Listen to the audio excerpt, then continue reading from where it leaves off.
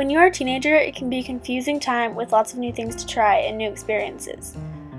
A lot of the things that teenagers like to try is alcohol, drugs, and they love to party. But what happens after the party? When you're drunk and high and you don't know what to do.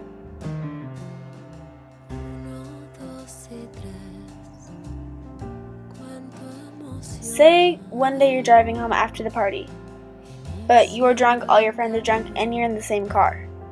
What's going to happen after that?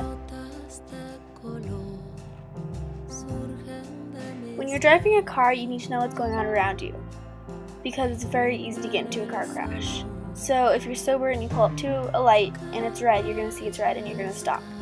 But a drunk person isn't going to know the difference from right and left and night and day and green and red. So they're going to see all sorts of colors and they're not going to pay attention to the light.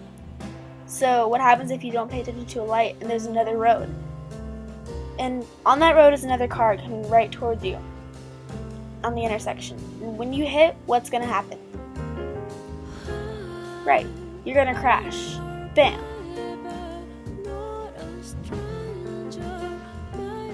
You and all your friends are going to end up in the hospital with broken bones, blood, and tears.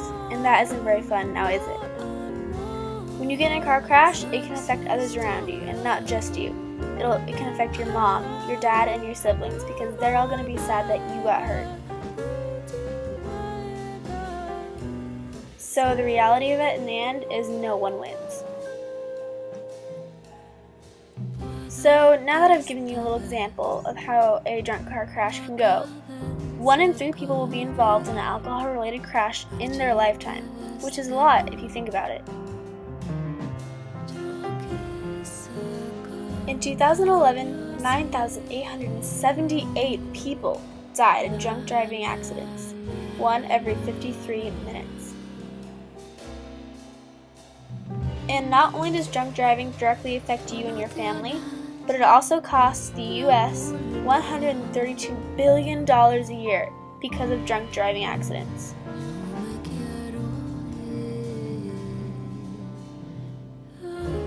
Now, think about this. What if one of your family members was to get in a drunk driving related accident, like your mom, your dad, or even one of your siblings? What would you do then? How would you feel? All I know is that I couldn't stand if one of my parents or siblings died in a car accident. It would only lead to heartbreak,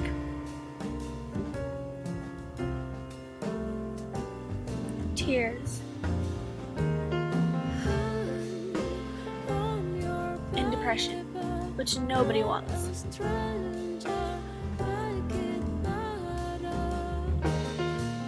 So now that you've heard the facts, what are you waiting for?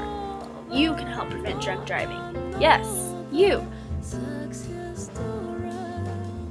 The first thing to do is think about your actions and values, and your number 2 is act accordingly. So the best thing to do is not drink at all. But if you do, which is a bad idea, you should never drive with someone who is drunk. Drive with someone who is sober and able to drive. So here's another thing to really think about. THINK. Use your brain and think about it. Who will you affect when you drunk drive? You could affect the people you crash into, your family, your friends, and yourself, which is a major one.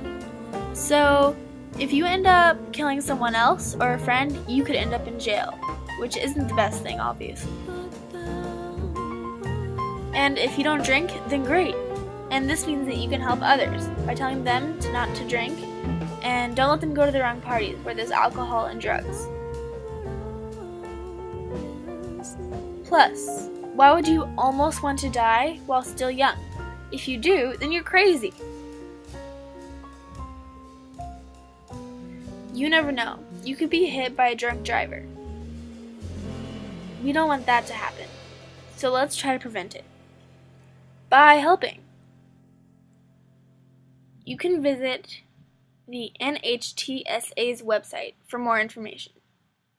We don't want any more broken hearts, so help today.